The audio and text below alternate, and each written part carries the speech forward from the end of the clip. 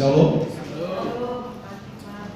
Ini adalah minggu pertama di mana kita beribadah bersama di tahun 2025 ini, dan kita bersyukur bahwa kita bisa memperoleh kesempatan yang baik ini, saudara-saudara ya. Nah, pagi ini saya masih terus berbicara tentang tema besar kita, yaitu terus bergerak maju. Kita sudah mendengarkan tema ini di Natal kita tanggal 25 yang lalu, dan saya membahasnya kembali, mempertajam ketika kita beribadah malam tahun baru. Dan pagi ini saudara-saudara, saya mau melihat kembali tema ini dari peristiwa yang lain yang ada di Alkitab. Dan pagi ini saya akan belajar dari teladan para Majus. Ya, teladan para Majus. Apa yang bisa kita pahami dari teladan para Majus ini nanti, semoga kita bisa tangkap dengan baik, dan semangat kita untuk tahun ini terus bergerak maju itu menjadi semangat yang terus ada di dalam diri kita. Dan ini bukan hanya wacana belaka, saudara. Ya, terus bergerak maju berarti mengalami perubahan. Ya, dari apa yang tidak baik menjadi baik, yang kurang disiplin menjadi disiplin. Ya, karena kita saudara-saudara memperoleh anugerah besar dari Tuhan, mari kita perlakukan Tuhan dengan baik dan benar. Sepakat saudara? Waktu-waktu yang harusnya kita berikan kepada Tuhan, berikan kepada Tuhan. Jangan berikan ke tempat lain, saudara. Ya, saya ingin membina saudara menjadi jemaat yang militan, menjadi jemaat yang terus bergerak maju, bukan orang-orang biasa yang tetap berjalan di tempat. Waktu untuk Tuhan, berikan untuk Tuhan. Yesus juga mengajarkan itu, walaupun konteksnya waktu itu adalah uang, kan? Apa yang menjadi milik Kaisar berikan kepada Kaisar, apa yang menjadi milik Tuhan berikan kepada Tuhan. Termasuk waktu, saudara, termasuk ketepatan waktu, disiplin waktu, itu untuk Tuhan. Kalau kita tidak belajar disiplin waktu, datang beribadah dan sebagainya, saudara, kita sedang korupsi miliknya Tuhan. Kita tidak belajar setia membaca Alkitab, kita sedang korupsi miliknya Tuhan waktu. Ini tidak boleh dipandang rendah, saudara. Ini tidak boleh dipandang ringan. Amin. Kalau saudara-saudara bekerja disuruh bos jam 7, jam berapa Anda nyampe di kantor? Jam berapa? Anda lebih takut kepada bos ketimbang Tuhan. Iya kan? Terus bergerak maju itu mulai mengalami perubahan diri, bukan sama seperti tahun-tahun yang lalu. Terus bergerak maju berarti apa yang tidak baik tahun lalu, saya ubah menjadi baik tahun ini. Baik, mari kita buka Alkitab kita di dalam Matius pasal 2. Kita akan belajar dari orang-orang Majus dari timur, mulai ayat 1 sampai ayat 12. Saya akan baca dengan sedikit cepat ya, supaya saya bisa langsung masuk ke pembahasan. Sesudah Yesus dilahirkan di Betlehem di tanah Yudea pada zaman Raja Herodes, datanglah orang-orang Majus dari timur ke Yerusalem dan bertanya-tanya, di manakah dia raja orang Yahudi yang baru dilahirkan itu? Kami telah melihat bintangnya di timur dan kami datang untuk menyembah dia. Ketika Raja Herodes mendengar hal itu, terkejutlah ia beserta seluruh Yerusalem. Lalu dikumpulkannya semua imam kepala dan ahli Taurat bangsa Yahudi. Kemudian dimintanya keterangan dari mereka di mana Mesias akan dilahirkan. Mereka berkata kepadanya, di Betlehem di tanah Yudea, karena demikianlah ada tertulis dalam kitab Nabi. Dan engkau Betlehem tanah Yehuda, engkau sekali-kali bukanlah yang terkecil di antara para pemimpin Yehuda, karena dari engkaulah akan bangkit seorang pemimpin yang akan menggembalakan umatku Israel. Lalu dengan diam-diam Herodes memanggil orang-orang Majus itu dan dengan teliti bertanya kepada mereka kapan bintang itu tampak. Kemudian ia menyuruh mereka ke Betlehem, katanya, pergi dan carilah anak itu dengan teliti, dan segera sesudah kamu menemukan dia, kabarkanlah kepadaku supaya aku pun datang menyembah dia. Setelah mendengar kata-kata raja itu, berangkatlah mereka. Lihatlah, bintang yang mereka lihat di timur itu mendahului mereka hingga tiba dan berhenti di atas tempat anak itu berada. Ketika melihat bintang itu, mereka sangat bersukacita. Mereka masuk ke dalam rumah itu dan melihat anak itu bersama Maria ibunya, lalu sujud menyembah dia. Mereka pun membuka tempat harta bendanya dan mempersembahkan persembahan kepadanya, yaitu emas, dupa dan mur. Setelah diperingatkan dalam mimpi supaya jangan kembali kepada Herodes, pulanglah mereka ke negerinya melalui jalan lain. Next, saudara, setelah mendengarkan khotbah ini, ya, tujuan yang mau dicapai oleh kita pagi hari ini adalah kita dapat melihat bahwa dengan menggabungkan pengetahuan, sumber daya yang ada di dalam diri kita, lalu tujuan yang kuat serta pimpinan Tuhan, para Majus dapat terus bergerak maju dan mencapai tujuan mereka. Dan pada akhirnya kita pun dapat mencontoh teladan para Majus ini, saudara. Ya, kalau saudara lihat di sana ada 4 yang saya sebutkan secara mencolok, yaitu pengetahuan, sumber daya yang ada di dalam diri kita, tujuan yang kokoh atau determinasi, ya, lalu pimpinan Tuhan, divine guidance.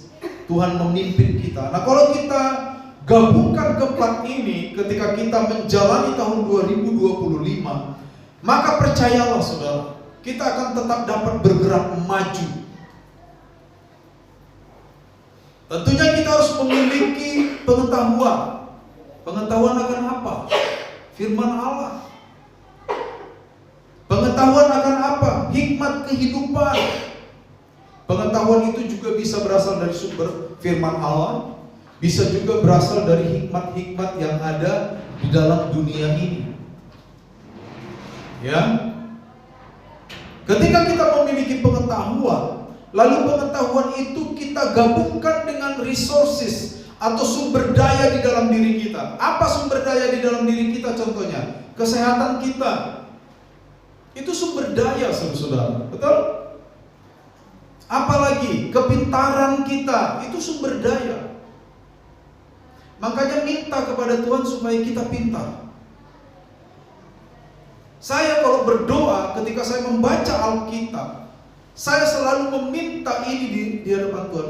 Berikan saya kecerdasan Tuhan, supaya saya dapat mengerti firman-Mu dengan benar. Kecerdasan itu bisa kita minta dari Tuhan. Percaya saudara? Ya. Sumber daya kita apa lagi? Ya. Apa yang Tuhan berikan kepada kita? Uang adalah sumber daya. Apalagi saudara-saudara? Ya. Kemampuan untuk bersosialisasi, itu sumber daya. Betul? Kenapa Anda dapat memberitakan Injil? Karena Anda bisa bersosialisasi kepada orang lain. Tidak mungkin ujung-ujung Anda tidak kenal lalu mau percaya Yesus, enggak? Nggak mungkin.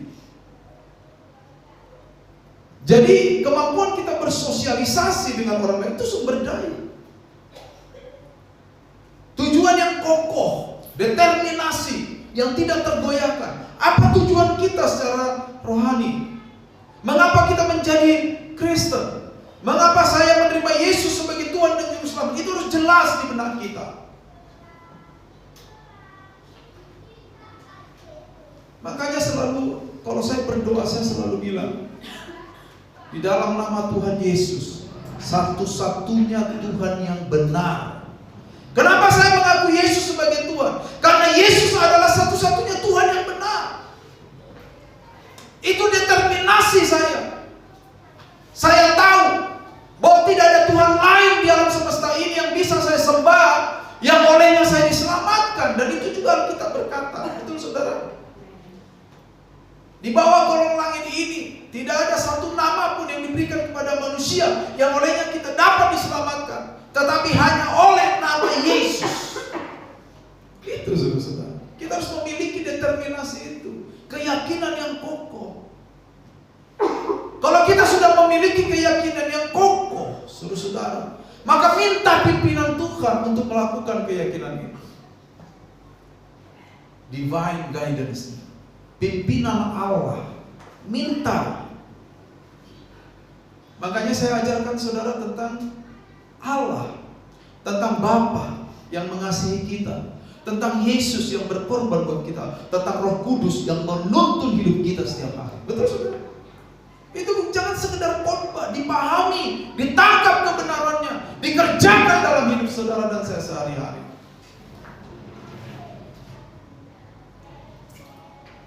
Tapi kalau kita tidak mengindahkan itu, maka perilaku kita akan banyak melenceng dari tujuan ilahi. Seperti tadi di awal saya katakan, kita akan menganggap pekerjaan jauh lebih berharga daripada hadir di rumah Tuhan pada waktunya. Saudara, mohon jangan main-main dengan perkara-perkara seperti ini. Saya sering katakan kepada kita, pekerjaan itu kita minta dari Tuhan supaya kita dicukupkan kebutuhan kita. Ketika Tuhan memberikan pekerjaan itu, oleh pekerjaan itu kita meninggalkan Tuhan.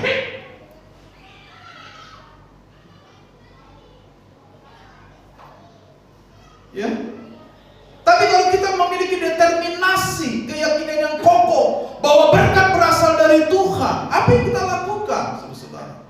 Kita akan mendahulukan Tuhan di atas segalanya. Firman Allah pun berkata begitu di kitab Amsal. Kerja keras tidak akan menambah apapun. Kalaupun kita diberikan kerja keras, itu semata-mata anugerah daripada Tuhan. Amin. Amin, saudara. Saudara dan saya mau melawan Tuhan tentang itu nggak bisa. Saya sudah pernah bilang, jangankan sakit keras, saudara, bisul saja kita udah tersiksa. Betapa lemahnya kita manusia ini.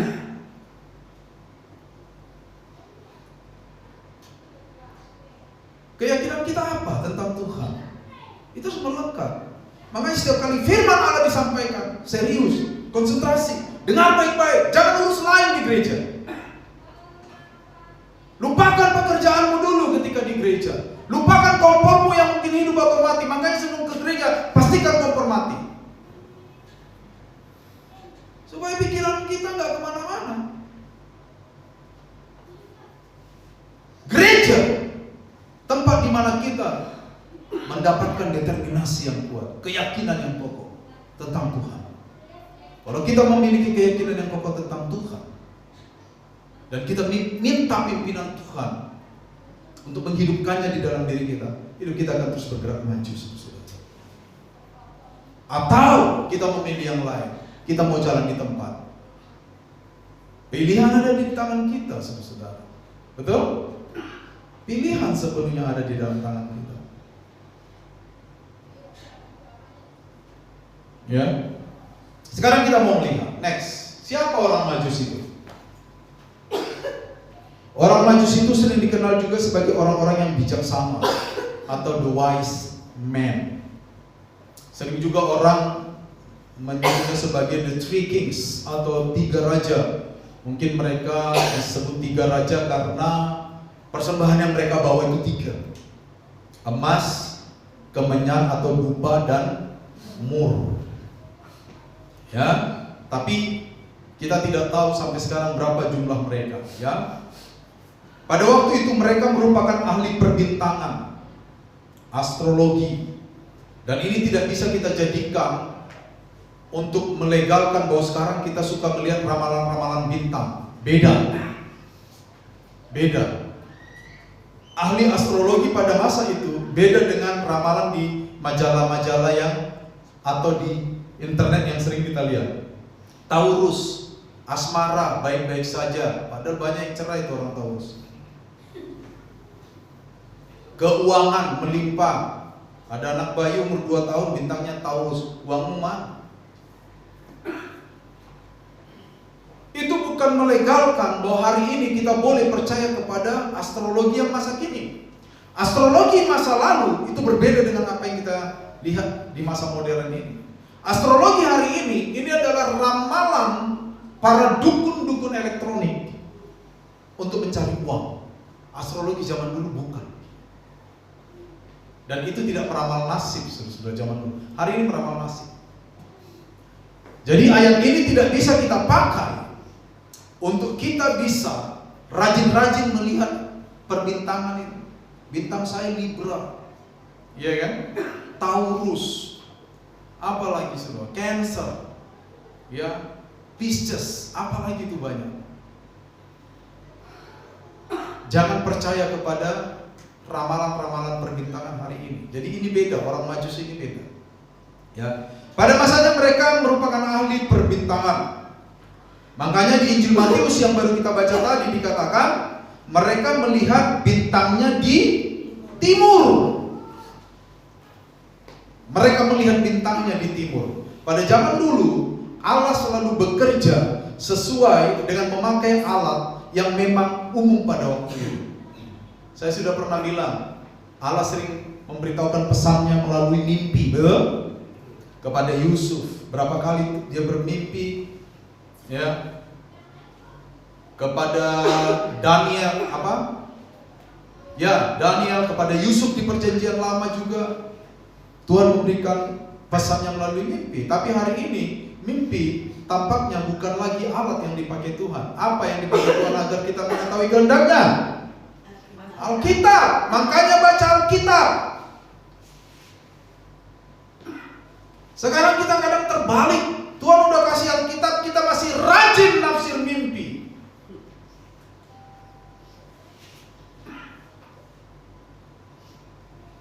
Ya, jadi kemungkinan saudara-saudara orang-orang Majus ini berasal dari Irak atau Iran, karena waktu itu orang-orang seperti ini banyak di sana di Timur Tengah sana, atau bahkan Arab di bagian timur atau Armenia, saudara-saudara. Tidak ada yang tahu dengan jelas dari mana asal muasal orang Majus yang ada di Alkitab ini. Tidak ada yang tahu dengan jelas. Bisa dari Irak, Babylon, bisa dari Persia yang sekarang namanya Iran, atau Armenia, atau Eastern Arab, Arab bagian timur.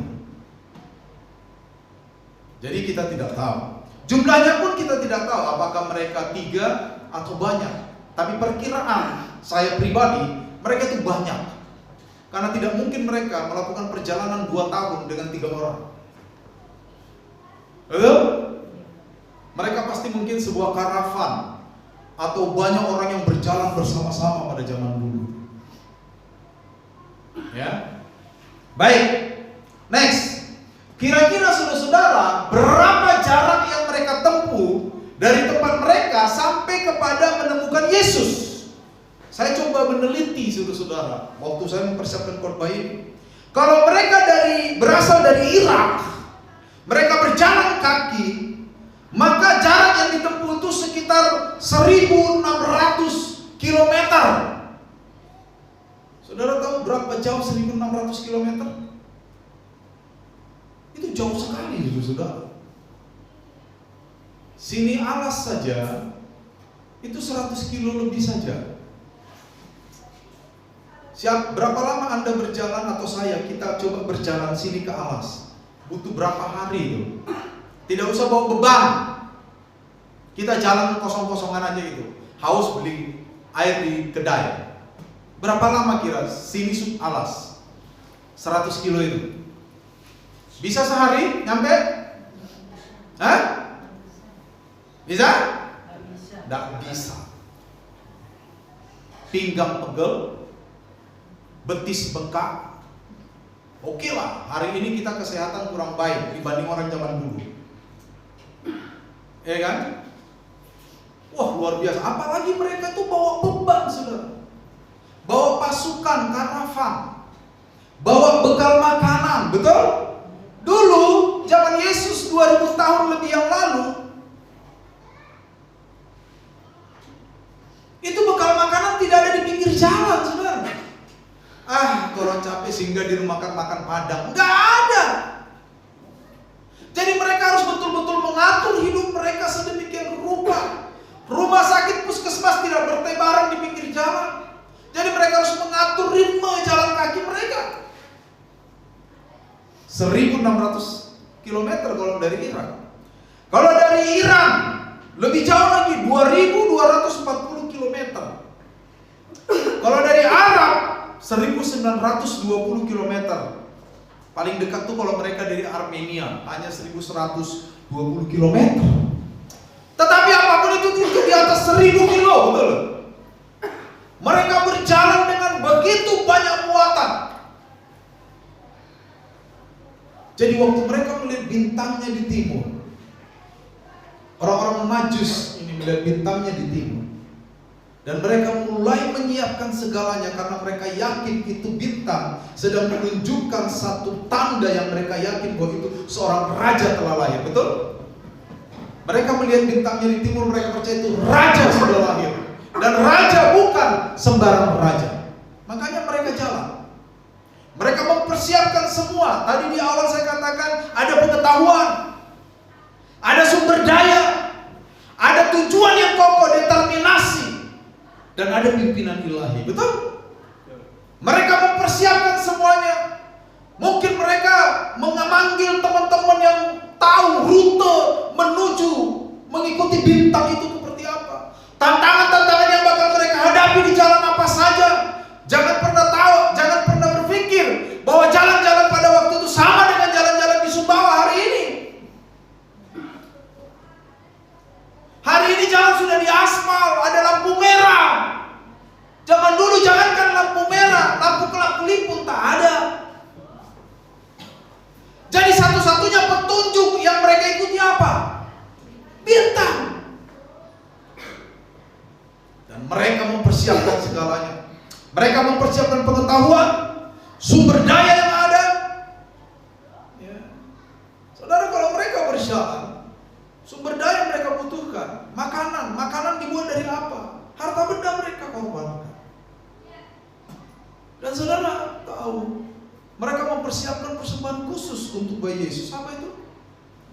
Emas, kemenyan, dan mungkin mereka tetean. Iya kan? Kita nggak tahu kan?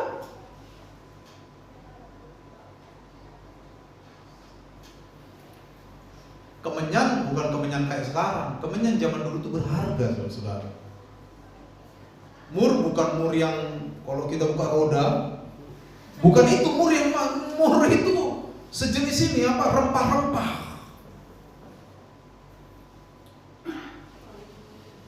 Yang sangat berharga pada waktu itu. Oke, begitu jauh jarak tempuh yang akan mereka ini. Next.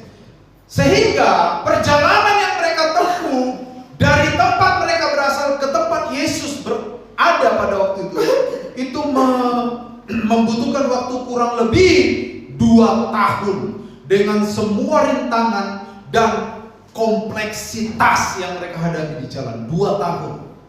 Dan ini sesuai dengan data Alkitab, betul gak? Waktu orang Majus tidak lagi menemui Herodes, Herodes tahu orang Majus lari, nggak mau beritahu di mana Yesus. Apa perintah Herodes? Bunuh semua bayi 2 tahun ke bawah, betul? Iya kan? Coba lihat tuh di pasal 2 ayat 16 itu. Ketika Herodes tahu bahwa ia telah diperdaya oleh orang-orang Majus itu, ia sangat marah. Lalu ia menyuruh membunuh semua anak di Bethlehem dan seluruh wilayah sekitarnya, yaitu anak-anak yang berumur 2 tahun ke bawah. 2 tahun ke bawah. Berarti saudara-saudara, begitu Yesus lahir, bintangnya tampak di timur, orang Majus mulai berjalan. Orang Majus menemukan Yesus, kira-kira umur Yesus berapa? 2 tahun. Jadi perjalanan orang Majus sampai ke tempat Yesus itu setidaknya membutuhkan waktu 2 tahun berjalan. Iya kan? Kita bangun pagi aja susah. Ibadah jam 8, Pak. Kok nggak jam 9 aja? Ibadah jam 9, kok nggak jam 10? Mereka jalan 2 tahun, saudara. Bagaimana dengan kita? setiap hari membaca Alkitab. Kita berikan enggak?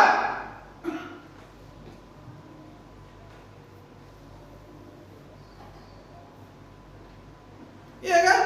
Ini pertanyaan-pertanyaan menusuk loh buat kita. Dan terima ini dengan sukacita. Bila perlu pulang dari sini menangis darah-darah. Loh iya dong. Penyesalan, betul nggak? Pertobatan. Harus begitu. Makanya suatu kali Yesus bilang, jangan kamu pikir aku datang untuk membawa damai kepadamu. Aku datang bawa pedang, betul? Pernah dengar ayat itu? Bukan berarti Yesus jahat. Kadang-kadang pesan Yesus itu memang seperti pedang, nusuk-nusuk, bantai memang.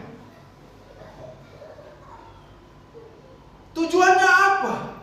Supaya kita menjadi pasukan Kristus yang berdedikasi. Amin. Itu dia. Mereka berjalan kurang lebih 2 tahun.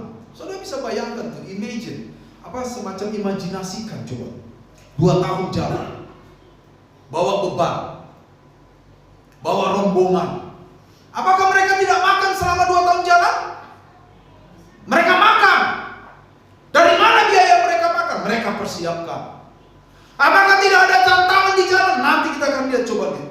Rintangan apa saja yang mereka akan hadapi di jalan next. Ini mau saya jelaskan nih kondisi orang Majus.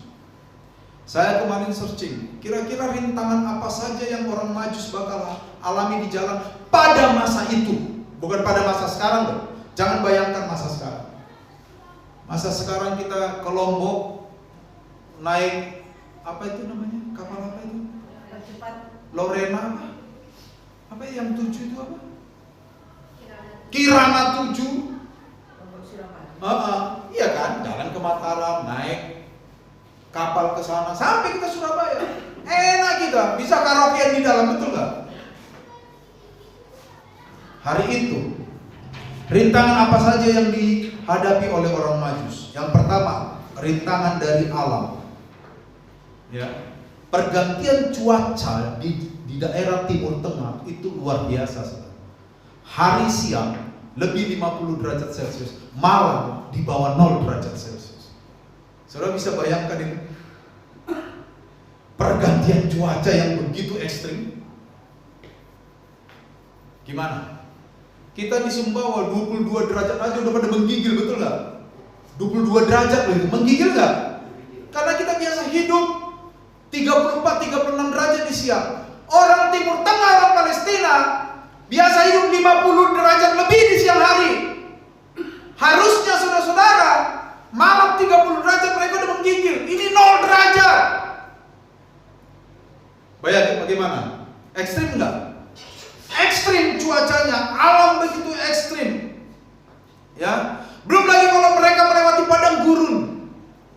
Di Timur Tengah tuh banyak sekali padang gurun dan itu biasanya tempat orang lewat. Ingat perjalanan bangsa Israel keluar dari tanah Mesir? Mereka melewati berapa padang gurun? Sekitar 16 sampai 18 padang gurun. Mereka lewati, berbeda-beda itu. Di padang gurun mereka menghadapi apa? Ular beludak. Menghadapi apa? Panasnya pasir padang gurun di siang hari. Kalajengking yang malam hari keluar di padang gurun. Apalagi yang mereka hadapi? Luar biasa bukan? Dari alam mereka menghadapi yang luar biasa. Ya. Belum lagi mereka harus menyeberangi sungai, mendaki bukit-bukit. Bayangkan. Ya. Itu tantangan dari alam. Secara fisik, tantangan mereka apa? Yang mereka hadapi setelah berjalan. Ya. Rasa lapar. Betul? Jalan, mereka lapar itu. Mereka tetap makan, tapi mereka harus berhitung supaya tidak mati kelaparan kalau mereka melalui padang gurun. Mungkin pengennya, kalau saya ada di sana pengen makan 2 piring, tapi karena ketersediaan makanan yang terbatas, saya hanya makan seperempat piring. Bisa jadi, iya kan? Tantangan fisik. Belum lagi kalau ada yang sakit, mereka bawa medis. Makanya tadi saya bilang orang Majus ini pasti rombongan besar. Pasti ada ahli pengobatan di antara mereka, ya kan? Ketika ada yang sakit, dokter ini akan mengobati mereka. Belum lagi mereka membutuhkan air sepanjang perjalanan. Kita hari ini di Sumbawa, diam-diam di rumah aja minumnya 3 liter sehari, saking panasnya. Bagaimana kalau jalan? Tantangan fisik, saudara. Ya, belum lagi tantangan dari manusia. Pada saat itu banyak bandit, penjahat. Dari mana kita tahu? Saudara ingat perumpamaan tentang orang Samaria yang baik hati? Ingat? Ya kan? Kenapa orang korban itu luka? Karena dirampok, betul? Pada masa itu rampok sudah ada. Banyak bandit. Apalagi kalau mereka melalui negeri lain. Daerah-daerah yang tidak mereka kenal, ada bandit-bandit di sana. Ya. Apalagi mereka juga mengalami tantangan dari apa? Navigasi. Tadi saya katakan mereka hanya bisa dipimpin oleh bintang. Bayangkan kalau tiba-tiba cuaca buruk, ya kan, siang hari hujan misalnya, bintang tidak kelihatan, mereka harus berhenti. Mereka tidak boleh melangkah.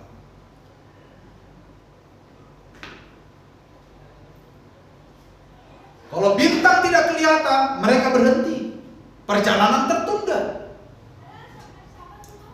Karena tidak mungkin selama 2 tahun cuaca baik-baik saja, betul nggak? Tidak mungkin. Saudara mulai paham perjalanan orang Majus ini tidak sesimpel bahasa kita. Kan bahasa kita cuma mereka melihat bintangnya di timur lalu pergi menemui itu, betul nggak? Selesai kan?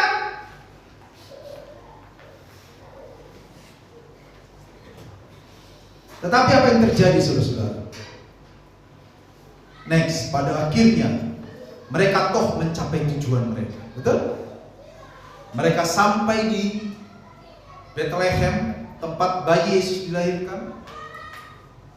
Lalu mereka menemui Yesus di sebuah rumah, bukan lagi di palungan. Seperti pada waktu Yesus pertama kali lahir, berada di palungan. Mereka tidak lagi menemui Yesus di palungan karena Yesus waktu itu umurnya sudah sekitar 2 tahun. Mereka menemui Yesus di sebuah rumah dan Yesus masih bayi, umur 2 tahun.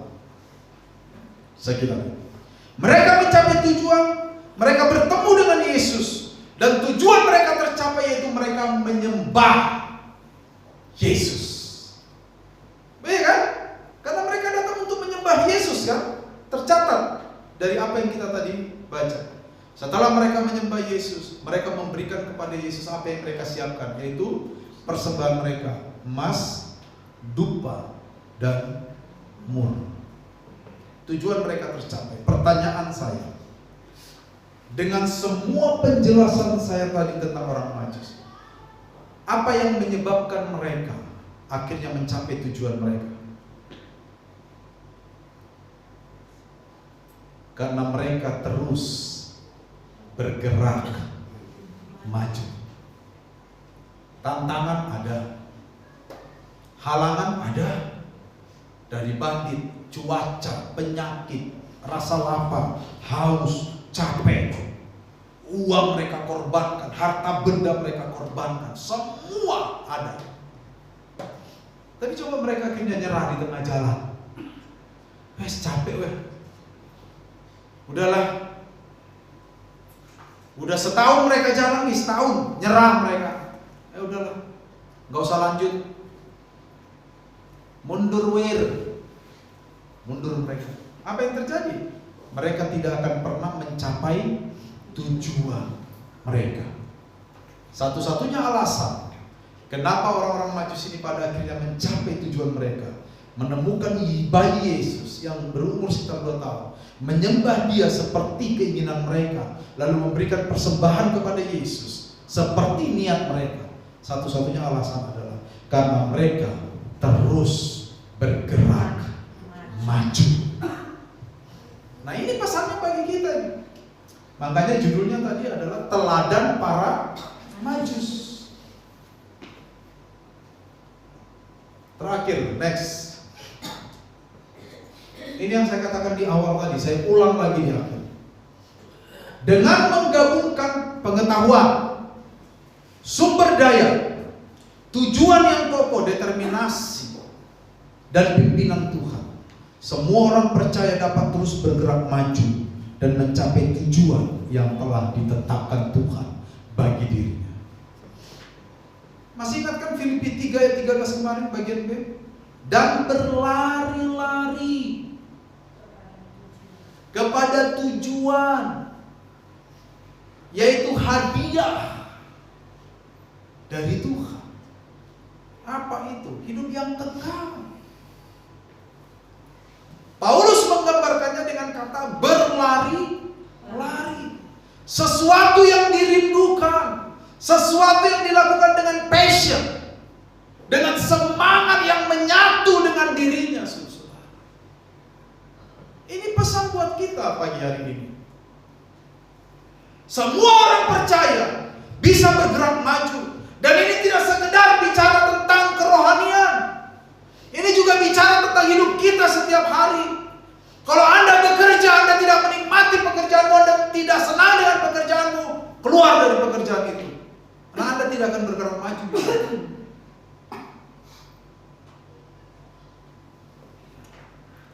Iya kan? Dalam rumah tangga begitu juga. Bagaimana kita bisa bergerak maju? Gabungkan pengetahuan, gabungkan sumber daya, gabungkan tujuan yang tetap dari Tuhan dan minta pimpinan Allah. Begitu. Secara rohani juga begitu. Maka saya pengen kita menangkap pesan ini dengan serius, saudara. Saya tidak mau kita datang ibadah, hanya duduk, lalu pulang lupa semuanya. Tidak ada yang tertinggal. Lalu apa bekal kita hidup setiap hari kalau begitu?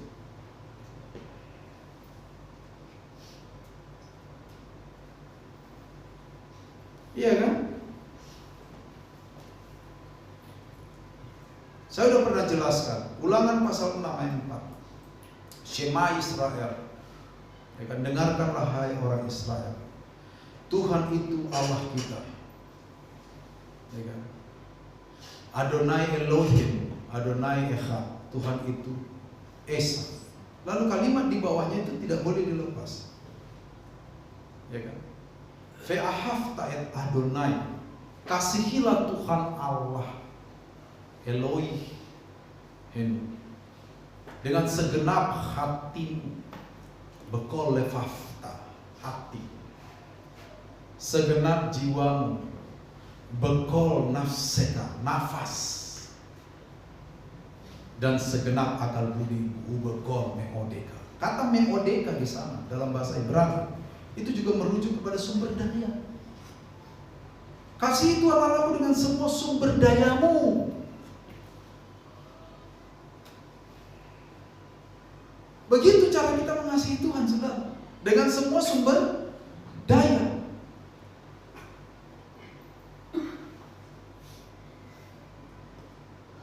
Makanya dulu ada anekdot di antara hamba-hamba Tuhan tuh, salah satu ini.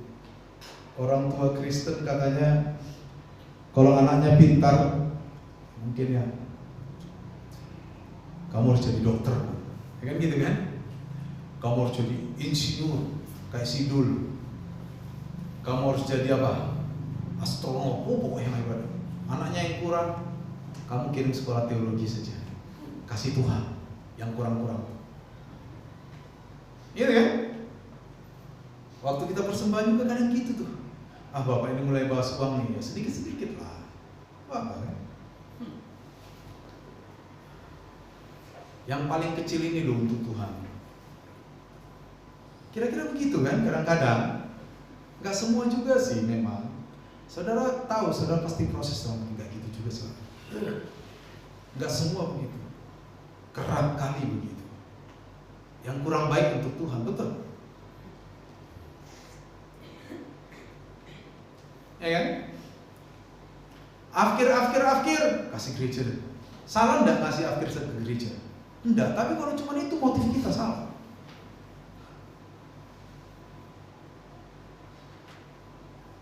Iya kan? Kasihilah Tuhan Allahmu dengan semua sumber dayamu loh.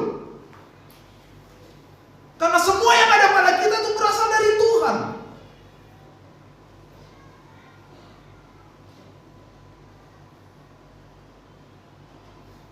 Supaya kita bergerak maju. Perhatikan ini kalimat akhir. Gabungkan pengetahuan tentang firman Allah, hikmat-hikmat yang kita dapatkan. Tidak semua hikmat dari dunia salah. Hikmat dari dunia juga banyak yang bagus. Kan gitu kan? Filsafat dunia tidak semuanya salah. Saya senang belajar filsafat. Akhir-akhir ini saya sedang banyak membaca filsafat stoikisme, yang sudah ada jauh sebelum perjanjian baru. Dari sana saya dapat belajar banyak hal untuk hidup. Bagaimana menghadapi orang yang tipenya kayak gini. Itu ada dibahas, saudara. Filsafat stoikisme. Ya, banyak. Pelajari, jangan malas belajar. Kalau saudara tidak suka membaca, dengarkan, betul? Sekarang kan gitu kan, bisa kita mendengarkan Alkitab. Sekarang sudah ada Alkitab yang bunyi. Kalau saudara terbatas membaca, mata susah membaca huruf kecil, handphone kita sekarang sudah bisa mengakses Alkitab yang berbunyi. Sudah ada yang bacakan, kita tinggal dengar. Kejadian 1, ya kan? Dibaca sama dia sampai habis. Kejadian 2 dibaca sampai habis. Kita dengarkan. Begitu saudara. Semua pengetahuan kita ambil yang baik. Gabungkan dengan sumber daya. Minta kecerdasan dari Tuhan untuk melakukan firman Allah, untuk mengerjakan apa yang Allah kehendaki. Minta kecerdasan supaya kita mengerti firman Allah, mengerti khotbah. Kesehatan kita, waktu kita sehat kuat, pakai untuk Tuhan sebagiannya. Pakai untuk bekerja, pakai untuk melayani, begitu. Jangan waktu sehat pakai semua untuk hal lain. Begitu sakit, Pak, saya sakit, nanti kalau saya sembuh saya melayani Tuhan. Jarang yang hidup yang kayak gitu, saudara. Loh, serius. Saya sudah bertemu orang seperti itu beberapa kali dan semuanya out. Setelah sembuh out. Karena bukan itu yang Tuhan kehendaki, saudara. Jangan waktu kita sehat, kita mikirin diri sendiri. Begitu kita sakit, kita minta didoakan supaya sembuh dengan janji ketika kita sembuh nanti melayani Tuhan. Jarang yang lolos. Makanya sampai sekarang Ibu Esther yang di Malaysia itu nggak mau saya doakan kalau sakit. Loh iya, dia nggak mau saya doakan kalau sakit. Dia takut out katanya. Coba nanti kalau dia pulang tanya, benar itu? Serius. Artinya apa, saudara? Kasihi Tuhan Allah dengan segenap hatimu, amin. Dengan segenap jiwamu, nefesmu, nafseka, nafasmu, dengan segenap sumber dayamu, meodeka, sumber dayamu. Kasihi Tuhan Allah, amin. Dengan begitu kita akan bergerak maju loh. Kita akan terus bergerak maju, berlari-lari, mencapai tujuan, mahkota kehidupan yang Tuhan berikan kepada mereka yang setia sampai akhir. Amin, saudara. Saudara kayaknya sedih mendengar khotbah ini. Ya? Harusnya kita bersuka cita loh, ya, mendengarkan khotbah yang gini. Ya, selesai saya. Habis ya? Habis. Tuhan memberkati. Semoga tema kita terus bergerak maju yang kita usung tahun ini terus bisa kita hidupi, hayati dalam keseharian kita. Amin. Tuhan memberkati kita semua.